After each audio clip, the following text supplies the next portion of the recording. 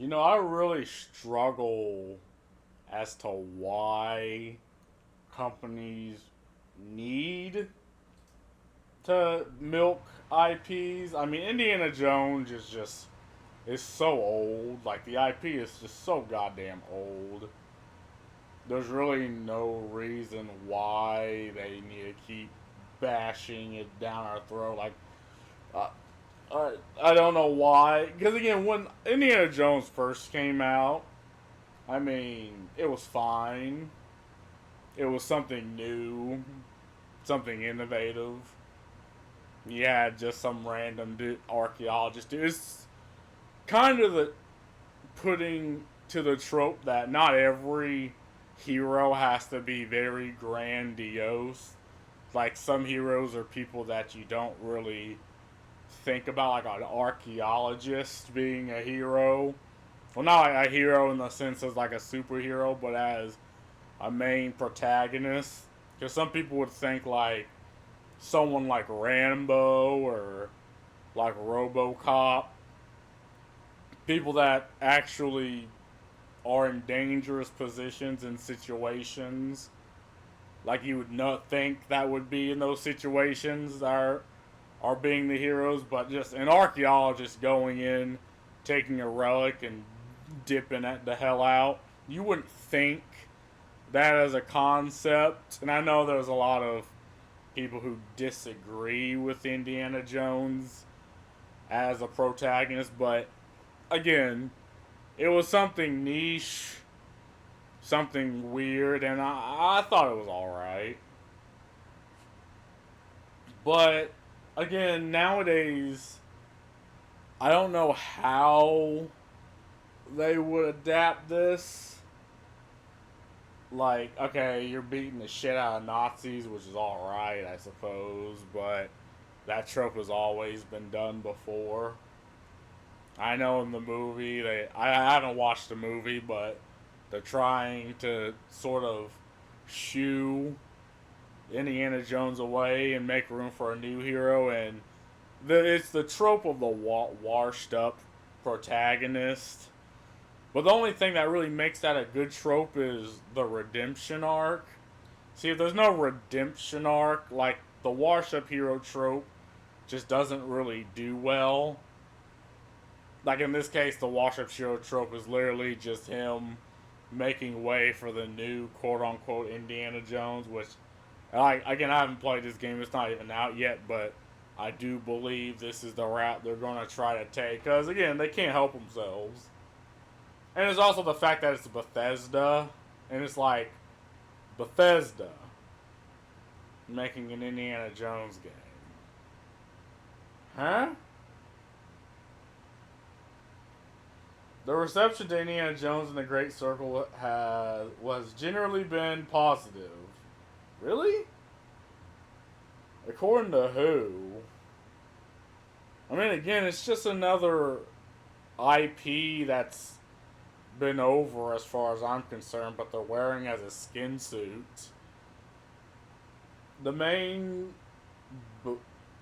the main bone of the contention is Indiana Jones predominantly being played from a first-person perspective, while motion sickness is definitely a thing for some individuals, it doesn't prevent Call of Duty from being amongst the best-selling get, selling videos each year. Videos each year. Nah, I don't think motion, unless it's in like VR. But most people play on a TV. I don't know. In anticipation of the developer direct, I inc- I incorrectly presumed Indiana Jones would be a third person game. I thought it would be Xbox's answer to Uncharted, but as the Indiana Jones segment unfolded, my initial disappointments was replaced with excitements. Machine games showed me something I didn't know I wanted to play in this game. Depending upon your age, there will be plenty of gamers who are unaware both Uncharted and Tomb Raider existed because of Indiana Jones. Without the baggage of those titles, I find it fitting the original Artifact Hunter forged its own path. There was a moment during the game which really cemented why I was all in on first person when I saw the silhouette shadow of Indy against a pillar. I was sold. I mean, yeah, I guess these games were, again, it's sort of that adventurous type of person. You know, not really um the profession itself, but the people doing it, like Tomb Raider, right? And I mean, those have really been popular for a little bit. I mean, people liked Tomb Raider even back then, despite the low poly look. And Uncharted, again, I haven't played it. I guess it was fine. After the direct, I reflected upon Machine Games as a developer, formerly Starbreeze. They made a brilliant title such as Chronicles of Riddick, Escape from Butcher Bay, and The Darkness, all of which were first person as machine gun games. They're best known for Wolfenstein games, again in first person, which are full of personality, witty writing, and great action set pieces. I mean, sure. Look, I never assumed that because companies made games in the past that they maintain that focus. Again, the gaming landscape has really changed since I was a cringe little boy with these cringe little hands playing on our computer. Like, nowadays, you don't know if the same team that was there in the beginning is the same team that is there now, right? It could be completely different people. It's a bigger company. Games are more mainstream. And because of that, games have really lost the soul. Like they're trying to pump out a product off an assembly line as opposed to make a game that they would play. Most stories in games are made by committee, right? Where I mean, you have the developers, like the people who make the mechanics, and they do one thing, but then you have people who are as far away from the consumer as humanly possible, but they make all the decisions on the product. So I just don't buy the they made good games in the past, therefore they'll make a good game now. I just do not buy that. And because you see so many companies that you would attribute that line of thinking end up just making shit. So like the makers of Saints Row remake and Forspoken and Gollum, right? And Gollum, the game Gollum was unplayable and was broken on launch. Oh yeah, and Redfall, which was again broken on launch. Like I think there was last year there were 5 whole titles that were completely unplayable on launch, and they had to do the. I'm pretty sure they wrote the apology before the game was even released because they knew it was a shit product, and they knew they had to force it out. And again, I'm not gonna throw blame. I don't know, really don't know who is to blame for this. I don't know if it's the publishers or if it's the higher management or if it's the whole company altogether. But I'm just saying this is where gaming is. It is incredibly unsustainable. And you know it's unsustainable because of the massive firings that are going across the board in every single AAA entertainment industry nowadays. When Todd Howard stated they were the perfect developer to take the reins of Indiana Jones, I think he could be right. You really? You think this goofball is right? I mean, again, Bethesda made good games in the past, but it's not the same team. Like, and this is coming from someone who enjoyed Starfield. Like, the people hated the game, overwhelmingly hated the game, and I can understand the reason. And it's the same thing for like Elder Scrolls Online, Fallout 76. I mean, I just have no faith in Bethesda because here's the thing: they make games for like dads, people who have little or no time because they have a hell of a lot more responsibility. And of course, they, in the case of Starfield, they have to shove current day wokeness in because it's like they can't help themselves. Yeah. Those moments in the trailer when the camera shifts from third to first person reveals the DNA of the Riddick games in particular. The tentacles from the darkness are essentially the whip mechanics in Indiana Jones. This all makes sense. I mean, I don't like what he's doing. He's comparing 2, 3 different games to this one. Like, a game should stand on its own merit, not be like, oh, this is like this, therefore it should be good, or this is like this, therefore it should be good. I feel like a game should stand on its own 2 feet, and I believe it should be something new, refreshing, and different. That's my opinion. Like, I get what the article's trying to say, I suppose. For years now, Sony has trained their captive audience on what cinematic storytelling should look like. The third person over the shoulder perspective is the core competent of most of their games. PlayStation has never had great success in its first person genre, despite some commendable efforts. But beyond competitive multiplayer, the first person view has largely fallen out of favor. I mean, I don't know.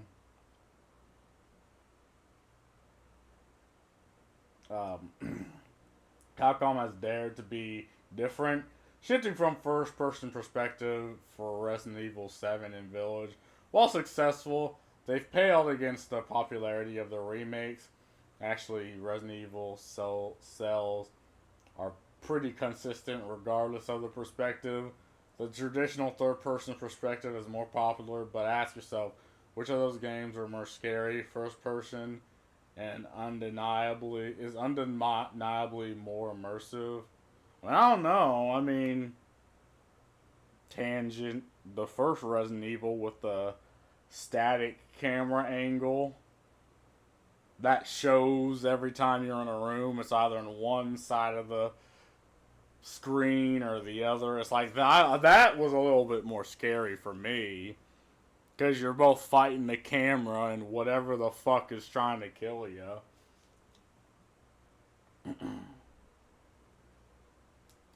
When director Jarek Gustafson stated, "You aren't just playing as Indy, you are Indiana Jones. I respect their intention. I approached the gameplay reveal thinking I wanted an Uncharted clone, but came away from it appreciating it wasn't." Yeah, I mean, again, I'd rather a game be its own thing. Like in 2010, that was the case. You had so many games that have innovated the space of gaming with new mechanics, new gameplay, new story, and it just took you for a ride. Even games that are kind of mediocre, right, were still leads better than most games coming out now. Well, the problem is games are broken, buggy, unplayable, remakes, remasters, prequels, sequels. Like, nothing new was coming out. And in this case, it's just another Indiana Jones product. Where I'm pretty sure he's not really going to be the protagonist. I think he's just going to be the camera that's showing the thing. Is this the gameplay reveal? Let me tell you what you are missing, Dr. Jones. While you were playing your pointless game, I was playing you. You're wondering if maybe you should have built yourself a life of meaning instead of ending up here, dead and forgotten in the sense of Africa.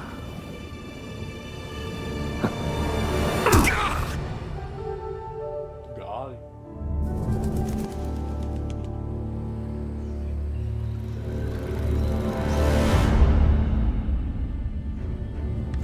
Myths.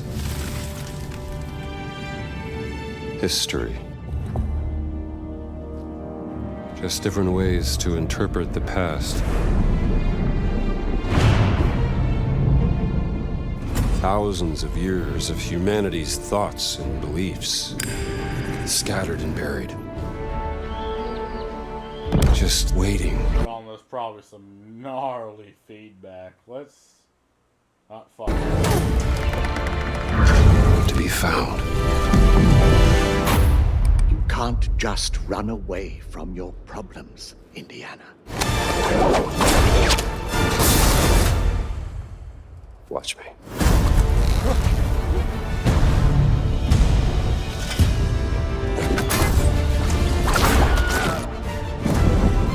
Throughout history, mankind has built sites of great spiritual significance. If you were to draw a line through these ancient sites around the globe, you get a perfectly aligned circle.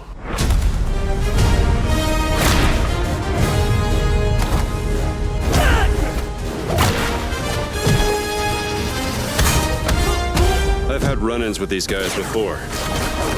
Trust me, it ain't a walk in the park. Okay, then. Let's see if you can keep up. What do you mean if I could keep up?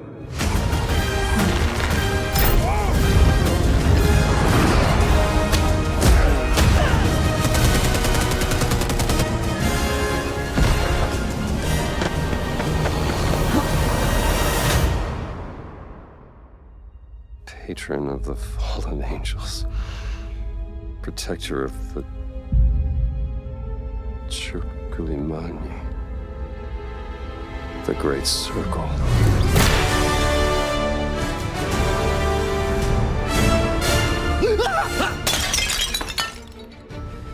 You have any idea how old that was?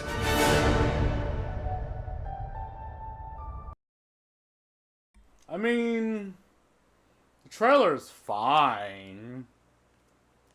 But again, I put little stock in trailers because they're supposed to be, you know, fluffed up to sell the game or the movie or this, that, and the other. Like, I don't know. Would I play it? Probably not. I mean, again, I played the Lego Indiana Jones game and it was alright.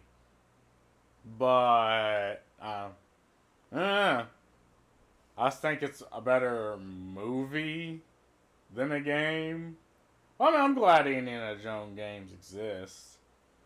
But, I mean, that's all I gotta say about this. I mean, I don't have trust in Todd Howard to make the game that people want. And this article is very weird because it's comparing it to, like, 3-4 other games. And the idea should be, well, they should ask more questions as to what should we expect, right? What should the game be? What should the artistic vision be for this game? But that's all I gotta say about this. Peace.